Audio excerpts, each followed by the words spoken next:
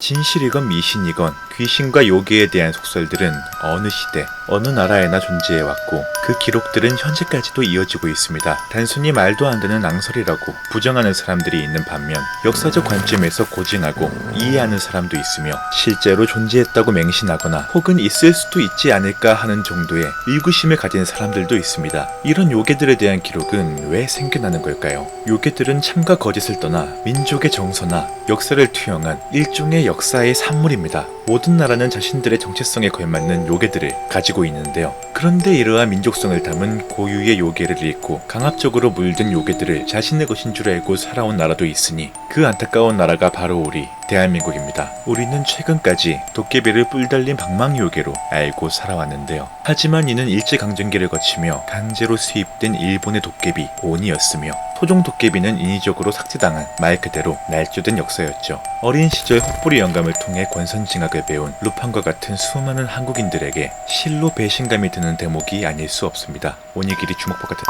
그래서 준비했습니다. 우리의 자랑스런 조선시대 당시 실제로 존재가 목격되었거나 누군가로부터 창작된 토종 한국산 요괴들은 어떠한 모습이었을까요? 어깨에 힘 좀 주셔도 좋을 만한 자랑스런 우리의 요괴들 지금부터 만나보겠습니다.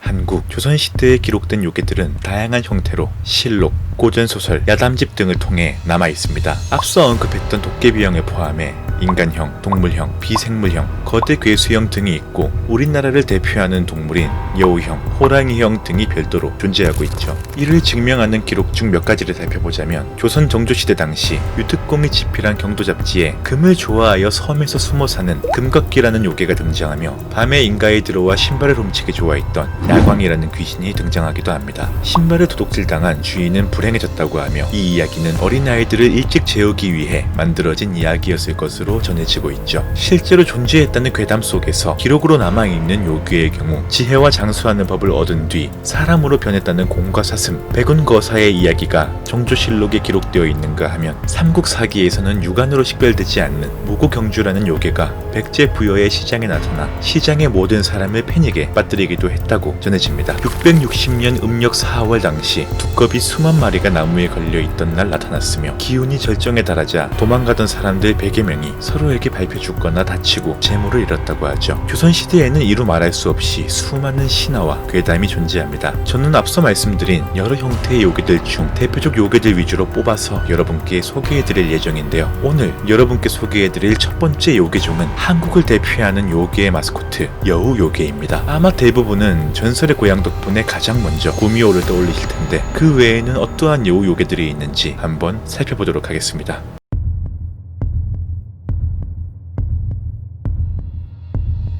노고화호는 삼국사기에 기록된 백제의 요괴로 늙은 할머니로 둔갑하는 요호 혹은 여우로 둔갑하는 늙은 할머니를 말합니다. 501년 백제에서 목격되었다고 삼국사기에 기록된 노고화호는 할머니가 실체인지 여우가 실체인지에 대해서는 밝혀지지 않았는데요. 여우 요괴답게 괴력보다는 기이한 요술들을 부리는 지략형 요괴로 세상에 좋지 않은 일을 하기로 유명합니다. 일반적으로 여우 요괴를 떠올리면 젊고 예쁜 여인을 떠올리기 마련인데 이 노고화호는 뽀얗고 고운 할머니로 변한다고 하는데요. 이상하게도 그 외모가 심히 아름답고 매력적이어서 한번 보고 나면 쉽게 헤어나올 수가 없다고 합니다. 조선 후기의 실학자 이익이 집필한 성호사설에 따르면 여우에서 사람으로 변할 때는 빠르게 달리면서 네 발로 달리다가 두 발로 달리다가를 번갈아 하다 보면 어느새 두 발로 뛰는 사람으로 변해 있다고 합니다. 술자리에서 달리다 보면 어느 순간 개가 되어 있는 제 친구와 비슷하네요. 가장 먼저 네 발과 입끝이 사람처럼 변하고 이후 온몸이 사람으로 변해가며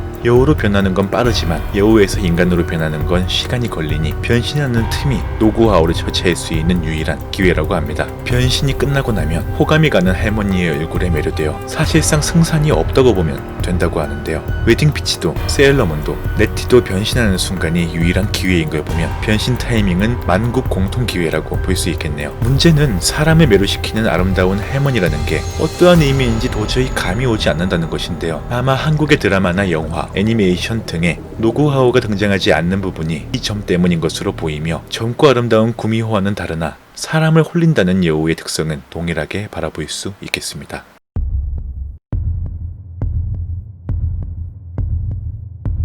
두 번째 주인공은 대한민국 민간 전생에 나오는 천년을 산 여우 요괴 메구입니다. 전설의 고향에서 구미호라는 단어가 퍼지기 전까지는 사람의 형상을 한 여우들을 백여우, 불여우, 메구 등으로 통칭해서 불렀다고 전해지는데요. 현재까지도 메구와 구미호의 명확한 차이는 밝혀지지 않았습니다. 일각에서는 구미호와 메구가 같은 요괴라고 추론하기도 하지만 또 다른 측면에서는 둘은 뿌리만 같은 요괴일 수 있다라고 정의하고 있죠. 메구는 확실히 구미호와 비슷한 면이 많습니다. 주로 소복을 입은 처녀의 모습으로 지나가는 청년들을 유혹하고 전기를 흡수하며 메구의 아름다움에 홀린 청년들은 죽는 순간까지 메구의 곁에서 시름시름 앓으면서도 벗어날 수 없게 된다고 합니다. 앞서 나왔던 노구아오처럼 사람을 홀린다는 것은 같지만 젊은 모습의 처녀라는 것은 다른 점이라고 볼 수 있겠네요.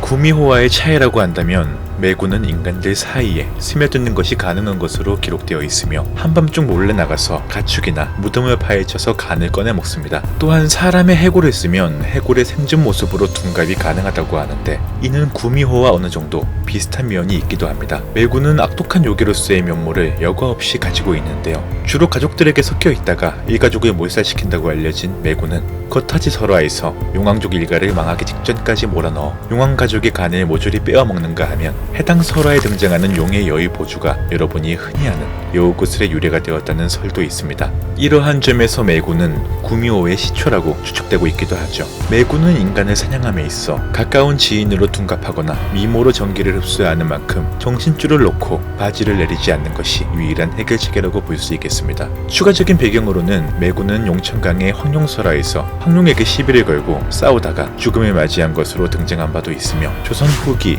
역사서 규원사화에 따르면 털은 밝고 희고 꼬리가 9개가 달린 짐승이 서책을 입에 물고 태백산의 남쪽에서 나타났다는 이야기도 있습니다. 기본적으로 메구는 식탐, 탐욕, 색욕, 분노, 교만 등의 죄악의 형질을 완벽히 갖추고 있으며 메구에 대한 이야기는 너무나 방대하여 해당 영상에서는 여기까지만 다루고 기회가 되면 추후 따로 한번 다루어 볼 수 있도록 하겠습니다.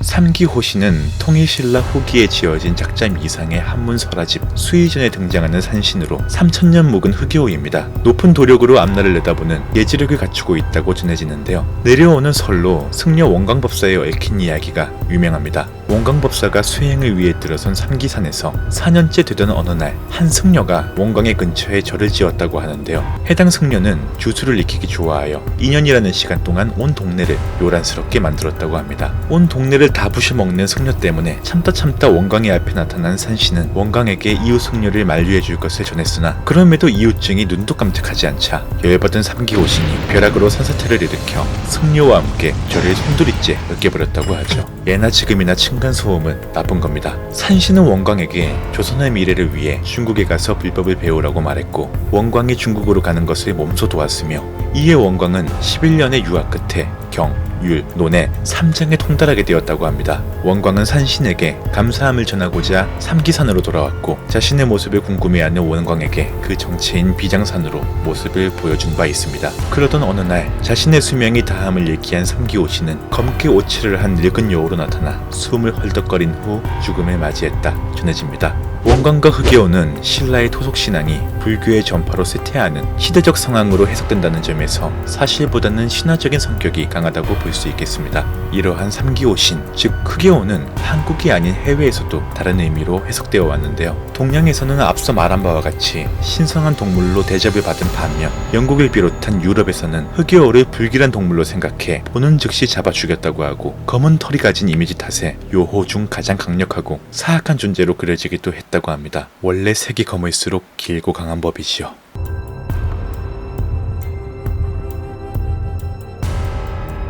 꼬리가 9개라고 알려진 구미호는 확실히 모르는 사람이 없을 겁니다. 하지만 꼬리 9에 머리가 셋 달린 무덤의 시신을 파먹는 괴물 삼두구미는 생각보다 모르는 사람이 많을 겁니다.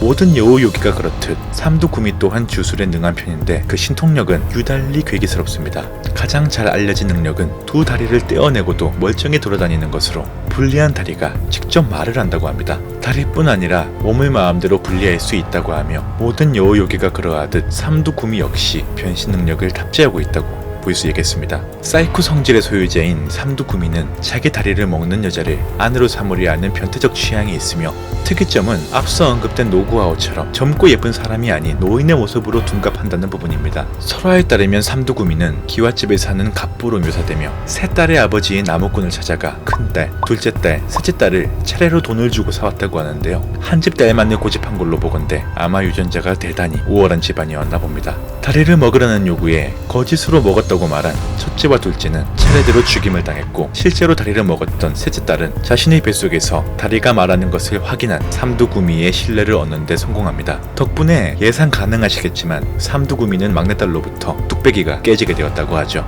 머리가 세 개라는 점에서 얼핏 보면 케르베로스 같기도 하고 여러모로 독특함을 느낄 수 있는 마지막 요괴가 아니었나 싶습니다. 이 외에도 조선에 존재하는 여우 요괴는 노호정, 불여우, 유성신, 여우누이 등이 있으며 해당 영상에서는 차마 다룰 수 없을 만큼 그 기록들이 방대합니다. 오늘은 이렇게 조선시대에 기록된 대한민국 토종 여우 요괴들에 대해서 쭉 알아봤는데요. 고려시대에는 강감찬 장군이 인간 남성과 여우 사이에서 태어났다는 말이 있듯 여우라는 동물은 본디 지혜와 풍요의 상징이었다고 합니다. 세계 어느 나라에 내놓아도 뒤지지 않는 간지나는 요괴, 오늘의 이야기에서 총 4가지 종의 여우 요괴를 만나봤습니다. 다음 영상에서는 한국에 존재하는 리얼 토종 도깨비 요괴들에 대한 영상으로 찾아뵙도록 하겠습니다. 기대해 주시고요. 이상으로 말하는 오징어 스릴로팡이었습니다. 시청해 주셔서 감사합니다.